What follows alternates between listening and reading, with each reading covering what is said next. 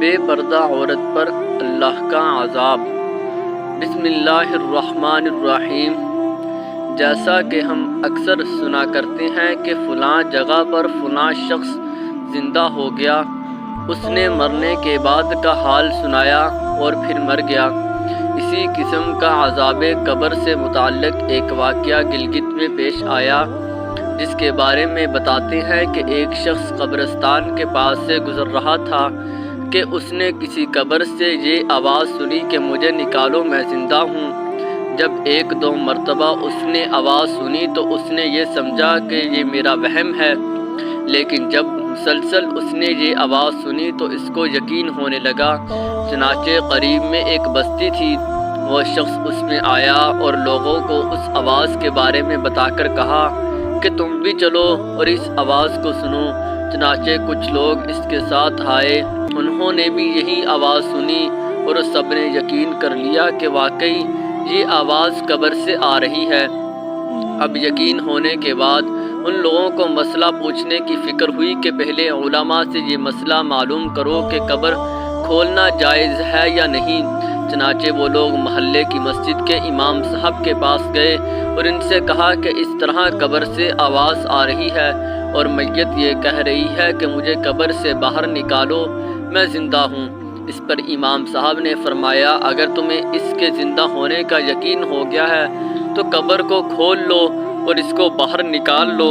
چنانچہ یہ لوگ ہمت کر کے قبرستان گئے اور جا کر قبر کھولی۔ اب جو ہی تختہ ہٹایا تو دیکھا اندر ایک عورت برہنہ حالت میں بیٹھی ہوئی ہے اور اس کا کفن گل چکا ہے۔ پھر لوگوں نے کہ وہ عورت کہہ رہی ہے جلدی سے میرے گھر سے میرے کپڑے لاؤ، میں کپڑے پہن کر باہر نکلوں گی۔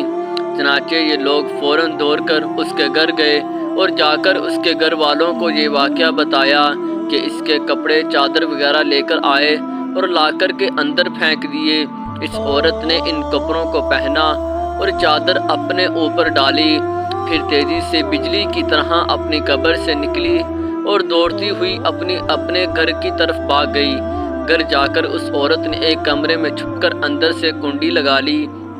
اب جو لوگ قبرستان آئے تھے دوڑ کر اس کے گھر پہنچے۔ ان کو وہاں جا کر معلوم ہوا کہ اس نے اپنے کمرے کے اندر سے کنڈی لگا رکھی ہے۔ ان لوگوں نے دستک دی کہ کنڈی کھولو۔ اندر سے اس عورت نے جواب دیا میں کنڈی تو کھول دوں گی، لیکن کمرے کے اندر وہ شخص داخل ہو جس کے اندر مجھے دیکھنے کی تاب ہو، اس لیے کہ اس وقت میری حالت ایسی ہے کہ ہر آدمی مجھے دیکھ کر برداشت نہیں کر سکے گا، لہذا کوئی دل گردے والا شخص اندر آئے اور آ کر میری حالت دیکھے۔ اب سب لوگ اندر جانے سے ڈر رہے تھے، مگر دو چار آدمی جو مضبوط دل والے تھے انہوں نے کہا کہ تم کنڈی کھولو، ہم اندر آئیں گے۔ اس نے کنڈی کھول دی اور کچھ لوگ اندر چلے گئے۔ لوگوں نے اندر جا کر دیکھا وہ عورت اپنے آپ کو چادر میں چھپائے بیٹھی ہوئی تھی۔ جب یہ لوگ اندر پہنچے تو اس عورت نے سب سے پہلے اپنا سر کھولا۔ ان لوگوں نے دیکھا کہ اس کے سر پر ایک بھی بال نہیں، وہ بالکل خالی کھوپڑی ہے، نہ اس پر بال ہیں نہ کھال ہے، صرف خالی ہڈی ہے۔ لوگوں نے اس سے پوچھا تیرے بال کہاں گئے؟ اس عورت نے جواب دیا کہ جب میں زندہ تھی تو ننگے سر گھر سے باہر نکلا کرتی تھی، پھر مرنے کے بعد جب میں قبر میں لائی گئی تو فرشتوں نے میرا ایک ایک بال نوچا اور اس نوچنے کے نتیجے میں میرے بال کے ساتھ کھال بھی نکل گئی۔ اب میرے سر پر نہ بال ہیں نہ کھال ہے۔